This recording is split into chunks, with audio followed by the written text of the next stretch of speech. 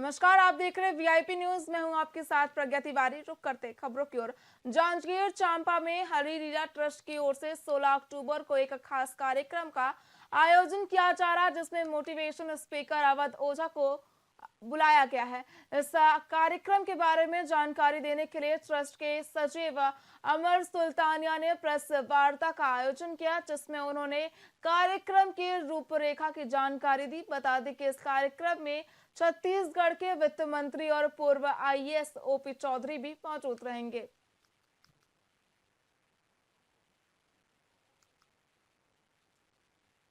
मैं बताना चाहूँगा आप मीडिया साथियों के माध्यम से कि हरी लीला ट्रस्ट हर साल 16 अक्टूबर को माननीय लीलाधर सुल्तानिया जी के जन्मदिन के अवसर पर कुछ न कुछ नए आयोजन, जनता के लिए कुछ न कुछ बड़े आयोजन करने की कोशिश करती है।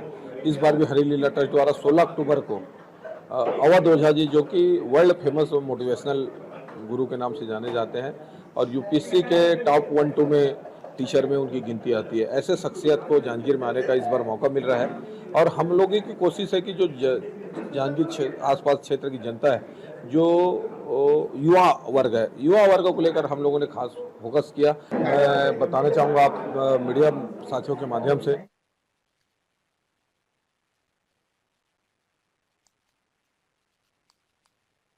कबीरधाम जिले से महिला के साथ धोखाधड़ी का मामला सामने आया, जहां आरोपी ने महिला से पैसे ऐंठने के साथ दुष्कर्म की घटना को अंजाम दिया।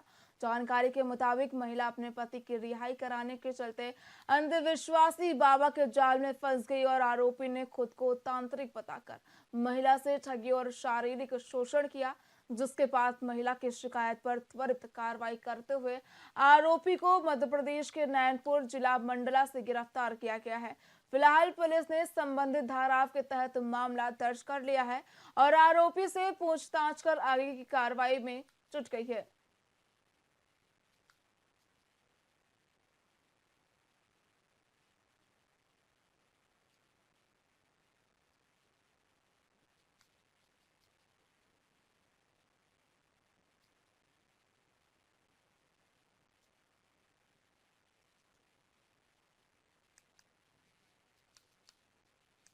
छत्तीसगढ़ में भारत स्काउट्स और गाइड्स छत्तीसगढ़ की राज्य परिषद की बैठक संपन्न हुई, जिसकी अध्यक्षता भारत स्काउट्स और गाइड्स छत्तीसगढ़ के अध्यक्ष एवं सांसद ब्रजमोहन अग्रवाल ने की। जहां उन्होंने कहा कि छत्तीसगढ़ में भारत स्काउट्स और गाइड्स की राष्ट्रीय जम्बूरी और प्रथम विश्व गाइड जम्बूरी का आयोजन राज्य के लिए सौभाग्य की बात है। बैठक में 2025 में प्रस्तावित 19वीं राष्ट्रीय जम्बूरी और प्रथम विश्व गाइड जम्बूरी की तैयारियों को लेकर चर्चा की गई।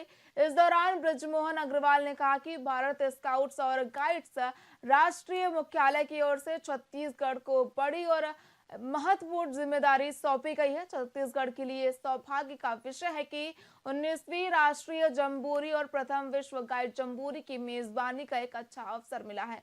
ये कार्य चुनौतीपूर्ण होगा, साथ ही ये अवसर होगा कुछ अच्छा करके दिखाने का।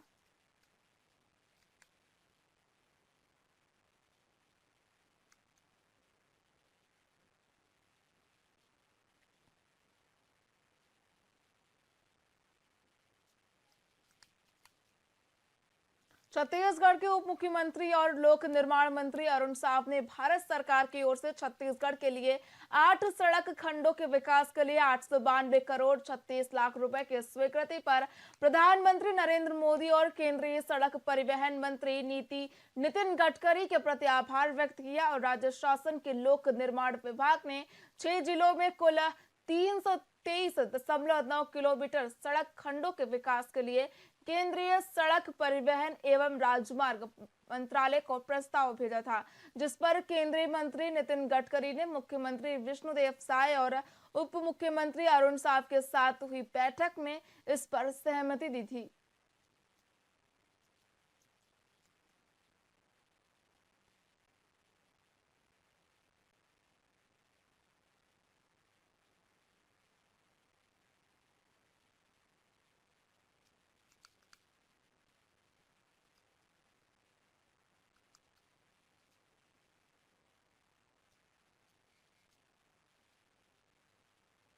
रायपुर में पुलिस को बड़ी सफलता मिली है। दरअसल पुलिस ने जिले के अलग अलग कॉलोनी से सोना, चांदी और नकदी रकम चोरी करने वाले अंतर्राज्यीय चोर गिरोह को गिरफ्तार किया है। जानकारी के मुताबिक ये चोर चोरी से पहले रेकी कर घटना को अंजाम देते थे। पुलिस ने सरगना किरण और बबन पाटिल सहित 2 आरोपियों को गिरफ्तार किया है। वहीं एक आरोपी फिलहाल फरार बताया जा रहा है। आरोपियों के कब्जे से चांदी के जेवरात, नकदी रकम और घटना में प्रयुक्त कार, स्कूटी, वाहन, लोहे का चाकू सहित अन्य सामग्री बरामद की गई और जब्त मशरूका की कीमत 15 लाख रुपए बताई जा रही है। फिलहाल दोनों आरोपी पुलिस की गिरफ्त में हैं और पुलिस की ओर से आगे की कार्रवाई की जा रही है।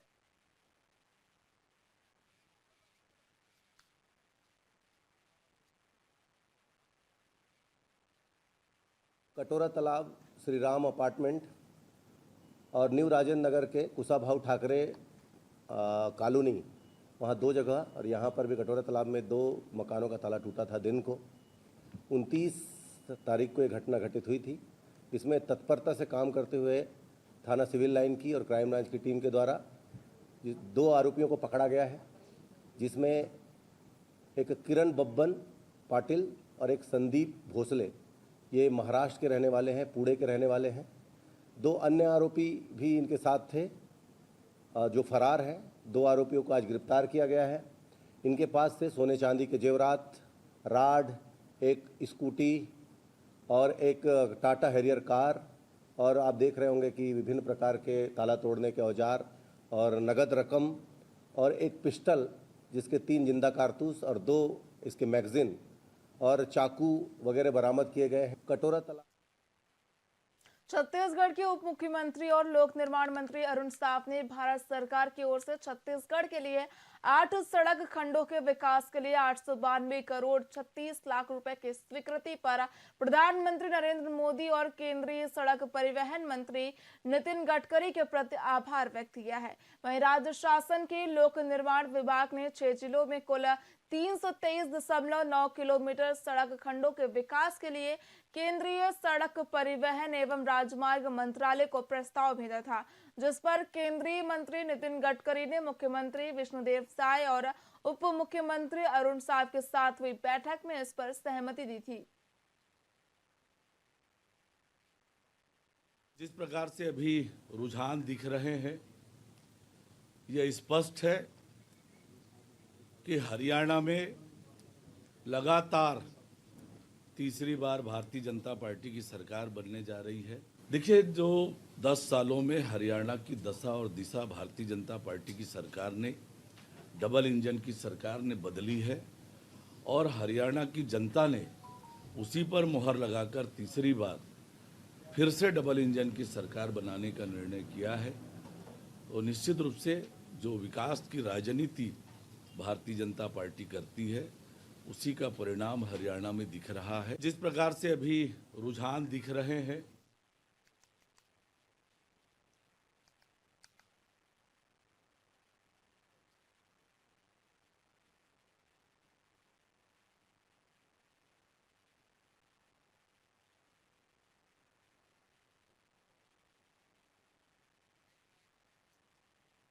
शिव डहरिया ने चुनावी रणनीतियों पर अपनी बात रखते हुए बताया कि सभी पार्टियां विधानसभा चुनावों के दौरान अपने नेताओं को विभिन्न क्षेत्रों की जिम्मेदारी देती हैं। उन्होंने कांग्रेस पार्टी की भी कई जिम्मेदारियों का जिक्र किया।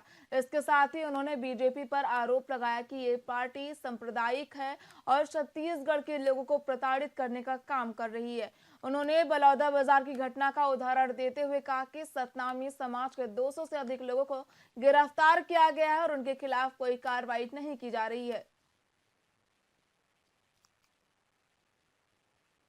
अब हम लोग तो पहले से कहते आ रहे हैं, भारतीय जनता पार्टी जो सांप्रदायिक पार्टी है और ये छत्तीसगढ़िया लोगों को किसी भी तरह से प्रताड़ित करने का काम कर रही है। जैसे आप बलौदाबाजार की घटना में देख लीजिए, सारे सतनामी समाज के लोग हैं, 200 से ज़्यादा लोगों को अरेस्ट करके रखा है, उनके खिलाफ चालान तक पेश नहीं हो पा रहा है।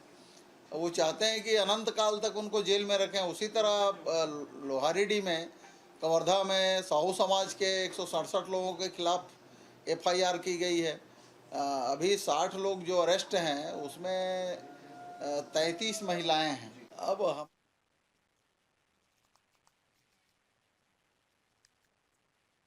सक्ती के नदेली गांव में खनिज माफियाओं की शासकीय भूमि पर बिना अनुमति के पत्थर उत्खनन करने की शिकायत मिली, जिसके बाद तहसीलदार और खनिज विभाग की टीम मौके पर पहुंची और वारदात का जायजा लिया।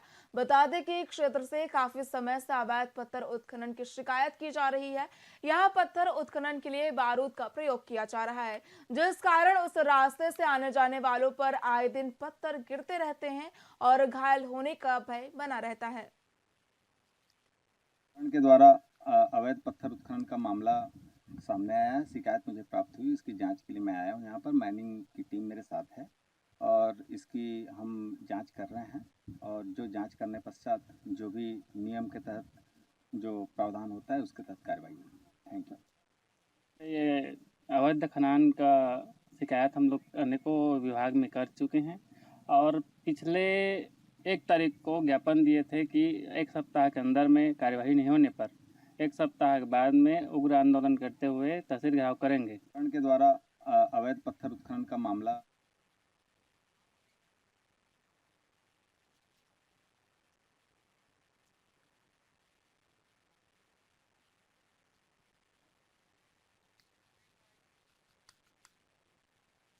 सहकार के संतोषजनक कार्यशाला का आयोजन किया गया, जिसमें वन मंत्री केदार कश्यप ने कहा कि अब सहकारिता के क्षेत्र में विशेष ध्यान दिया जा रहा है, खासकर हमारे देश के गृह मंत्री की ओर से।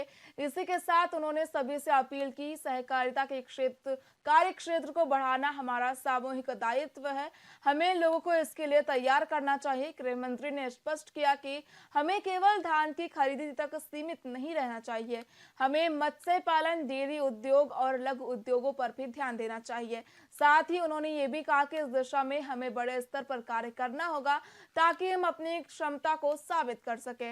इस कार्यशाला का उद्देश्य सहकारिता के क्षेत्र में नई संभावनाओं की खोज करना और लोगों को जागरूक करना है।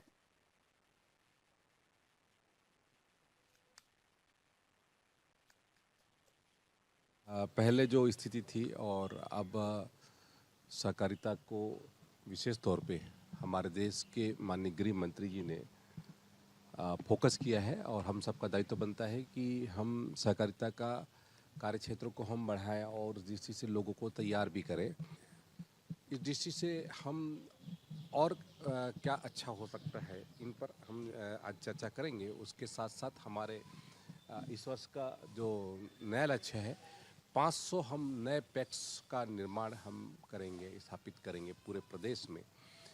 4 हमारे जो सहकारी बैंक हैं उनको फिर से स्थापित करने का निर्णय लिया है। और आपकी जानकारी में बताना चाहूँगा कि अपेक्स बैंक की एक शाखा वर्तमान में खोली गई है। उसी तरीके से जिला सहकारी बैंक के 4 हमारे कहते हैं शाखाएं भी उन्नयन की गई है। तो इस तरीके से सरकार पूरी तरीके से कोऑपरेटिव को लेकर के योजना बना करके उसको ज़मीनी स्तर पर ले जा करके हमारे किसानों को, हमारे वनवासी भाइयों को, दूध पालकों को, मत्स्य पालकों को इनको जोड़ने का काम कर रही है। पहले जो स्थिति थी और अब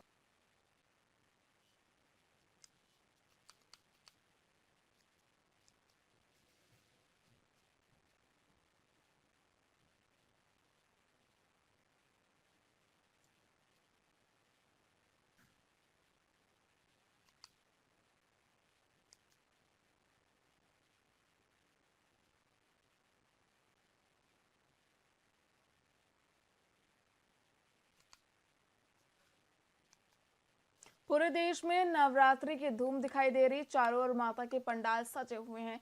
ऐसे में छत्तीसगढ़ के पूर्व मुख्यमंत्री भूपेश बघेल भिलाई के खुर्सी पार्क के श्री राम मैदान पहुंचे, जहां उन्होंने मां दुर्गा के पंडाल में जाकर माता की आरती की और छत्तीसगढ़ की सुख समृद्धि और खुशहाली के लिए भी प्रार्थना की।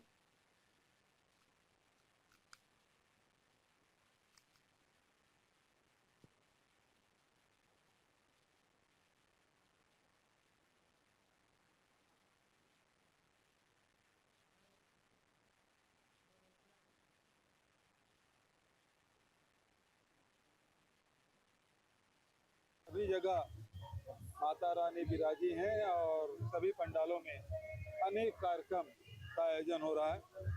कल सुपेला गया था, वहाँ गंगा आरती भी हुई और यहाँ भी आया माता जी की पूजा अर्चना किया खुशी पार में। तो सब जगह इसी प्रकार से वातावरण, अभी कुमारी भी गया था। तो लगातार सब जगह जाओ और सभी श्रद्धालुओं के हर पंडाल में जहाँ जहाँ माता विराजी हैं सभी जगह हजारों लाखों की भीड़ है। सबको बधाई, शुभकामनाएं। हमारे यहाँ दुर्गा पूजा समिति में सभी को निमंत्रण देते हैं कि आ जाए और क्या बोलते हैं अपना देखे और एंजॉय करें। तो उसी हिसाब से हमने पूर्व मुख्यमंत्री को भी बुलाया था। तो ये उनका बड़ापन है कि क्या बोलते हैं हमारी समिति में आकर के पूरे समिति के कार्यकर्ताओं को उत्साहवर्धन किए और पंडाल और क्या बोलते हैं अंदर की व्यवस्था की बहुत तारीफ की। सभी जगह माता रानी विराजी हैं और सभी पंडालों में अनेक कार्यक्रम का आयोजन हो रहा है।